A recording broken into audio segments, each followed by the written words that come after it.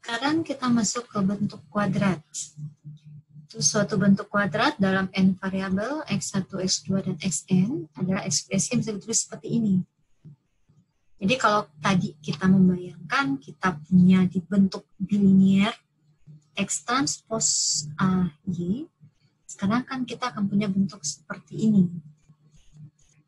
Ini adalah x transpos kali A, ini kali X. Jadi kalau bilinear, dua bentuk linear X dan Y. Kalau bentuk kuadrat, dua bentuk linear. Tetapi dia sama. Makanya tidak disebut bilinear, tapi bentuk kuadrat. Karena X di sini dan X di sini bisa dikalikan dan menjadi bentuk kuadrat. Jadi suatu bentuk kuadrat dalam n variabel X1 n bisa dituliskan dalam bentuk X transpos AX. A-nya ini harus matriks bujur sangkar. Karena ini kan kalau misalnya N itu ukurannya N kali X itu ukurannya N kali 1, X transpos harus ukurannya 1 kali N. Sudah pasti A ukurannya adalah N kali N. Kalau di sini tadi, matriks A-nya tidak harus bujur sangkar. Ini bisa saja ukurannya adalah 1 kali M, ini ukurannya N kali 1, maka matriks A dibentuk bilinear akan berukuran M kali N. Tapi kalau bentuk kuadrat A-nya harus bujur sangkar supaya ini terdefinisi. Dan di bentuk kuadrat diminta A-nya itu adalah bentuk simetris. Nah, bentuk yang tadi ini bisa ditulis dalam bentuk matriks seperti ini. Oke, Q sama dengan X transpos AX adalah sigma I 1 sampai N, sigma J 1 sampai N, AI J kali XI kali XJ. Dia akan punya koefisien A, I, J sebagai elemen bentuk kuadrat dalam peubah X1, X2, sampai Xn.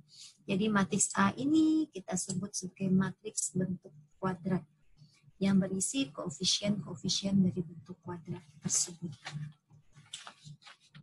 Kita lihat contoh ini. Ini adalah sebuah bentuk kuadrat.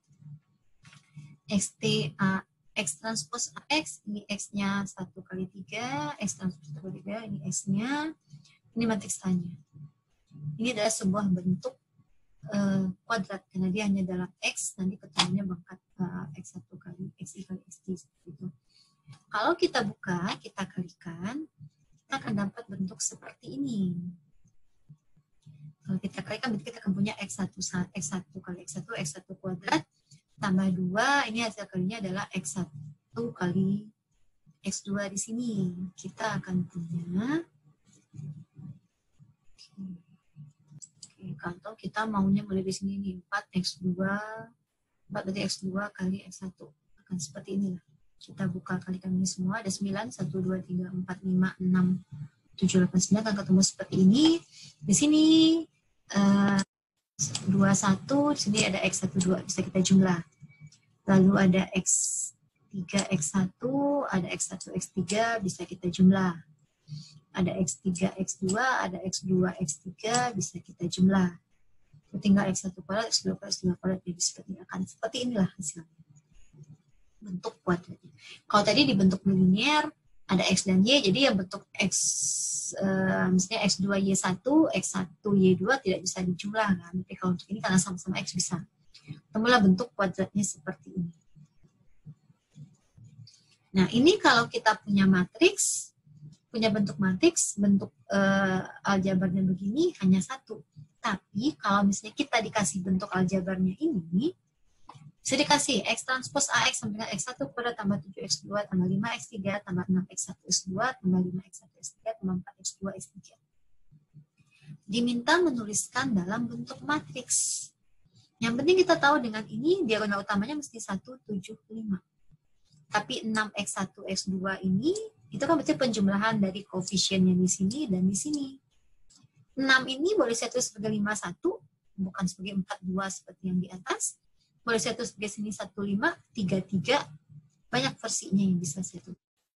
Begitu juga 5 di sini, X1, X3 itu berarti adalah yang ini dan ini. Boleh kita tulis 4, 1 seperti ini, atau 2, 3 seperti ini, atau 1, 4, atau 3, 2, atau 0, 0, 5, banyak versinya seperti itu. Untuk X2, X3 pun akan seperti itu. Jadi kalau dikasih bentuk aljabarnya, bentuk matriksnya tidak akan tunggal. Nah, Tapi kita lihat catatan ini, bentuk kuadrat dari suatu matriks tidak selalu simetris. Tapi yang kita bahas di dalam topik kita adalah matriks bentuk kuadrat yang simetris. Jadi ini bisa, tapi yang berikutnya yang akan kita bahas bukan yang ini. Yang akan kita bahas berikutnya adalah A yang simetris. Jadi bentuk ini akan bisa kita ubah menjadi, kalau A-nya harus simetris, X1, X2, X3.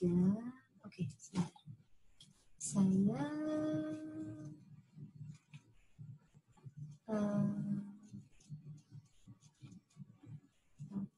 ini saya hapus dulu.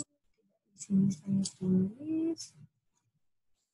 Saya akan tuliskan di bawah. Jadi bentuk ini akan bisa saya tulis sebagai X1, X2, X3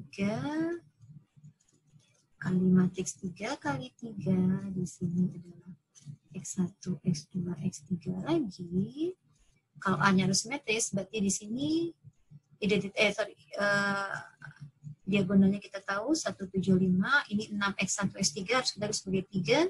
3 di sini harus kita tulis sebagai 5/2, 5/2, di sini 4 akan kita tulis sebagai 2 di sini dan 2 di sini.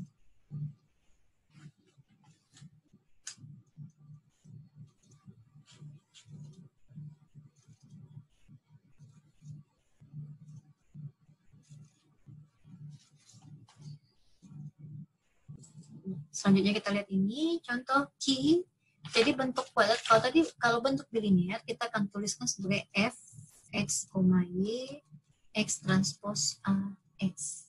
Kalau bentuk bilinear, X transpose A, Y. Kalau bentuk bilinear, kan berarti hanya dalam X. Fx sama dengan X transpose A, X. Tapi ini biasa ditulis dalam bentuk Q. Bentuk kuadrat itu pakai itu. Ini misalnya Q. Jadi Q sama dengan X1 kuadrat tambah 2X2 kuadrat kurang 7X3 kuadrat kurang 4X1 X2 tambah 8X1 X3.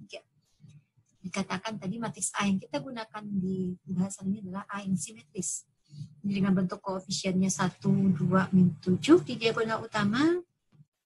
Di sini X1, X2-nya koefisiennya min 4, kita akan punya min 2 di sini, min 2 di sini. 8X1, X3 kita akan punya 4 di sini dan di sini.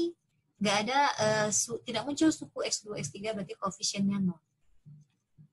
Nah, matriks simetris A itu disebut matriks dari bentuk kuadrat. Lalu rank A-nya disebut sebagai rank dari bentuk kuadrat. Jadi rank dari bentuk kuadrat itu ditentukan oleh rank dari matriks konstantanya. Nah, saat rank, kalau ranknya itu R, dan R itu lebih kecil dari N yang merupakan ukuran dari matriks itu, maka bentuk kuadrat itu kita sebut singular. Dan kalau tidak, kita sebut non-singular. Nah, selanjutnya, bentuk kuadrat itu akan kita transformasi. Jadi, kita mentransformasikan X sama dengan B kali Y, itu akan membawa bentuk kuadrat X transpose AX tadi, dengan matriks A-nya sebagai matriks konstantanya ke dalam bentuk kuadrat ini, B transpose kali A kali Y sama dengan Y transpose kali B transpose AB kali Y, dengan ininya adalah matriks yang simetris sama dengan yang ini. Jadi tadi kita punya X transpose AX akan kita transformasi menjadi bentuk Y transpose B transpose AB kali Y, dengan transformasinya adalah X sama dengan BY. Ini simetris, ini harus simetris. Cuma bedanya nanti B transpose AY, B transpose AB yang kita punya ini harus matriks yang hanya punya koefisien di diagonalnya. Jadi ini adalah matriks diagonal. Jadi bentuk kuadrat ini kita transformasi ke dalam bentuk begini, tetapi sekarang matriks bentuk kuadratnya harus dalam diagonal. Jadi nanti kita ya proses yang kita lakukan kita mengubah bentuk kuadrat menjadi bentuk diagonal. Nah, suatu bentuk kuadrat dengan rank R dapat direduksi dalam bentuk begini, H1Y1 kuadrat tambah H2Y2 kuadrat hingga HRYR kuadrat, di mana HI-nya tidak sama dengan 0. Jadi ini semua nggak ada yang muncul 0. Walaupun N kali N, lalu R itu kecil dari N, nah nanti bentuk diagonalnya itu hanya muncul sampai bentuk H1Y1 kuadrat tambah H2Y2 kuadrat sampai HRYR kuadrat. Sisanya yang itu adalah akan ada sebanyak N min R suku yang koefisiennya 0. di sini. Di bentuk ini di mana akan muncul suku-suku dalam variabel pangkat 2, hanya yang kuadrat-kuadrat ini saja yang akan muncul melalui suatu transformasi linear tak singular, yaitu X sama dengan BY. Nah, matriks B ini yang harus kita cari. Matriks B itu adalah hasil kali matriks elemen terkolom. Sedangkan B transpose adalah hasil kali matriks elemen terbaris yang sama tetapi urutannya dibalik. Jadi, kembali saya ingatkan, ke bentuk bilinear seperti ini, kita ubah ke bentuk bentuk kanonik, kita mencari berapa P, berapa Q. Tapi kalau dibentuk mana P, mana Q. Dibentuk kuadrat, kita mengubah X transpose AX, kita ubah menjadi bentuk diagonal, itu di mana Y transpose, B transpose B,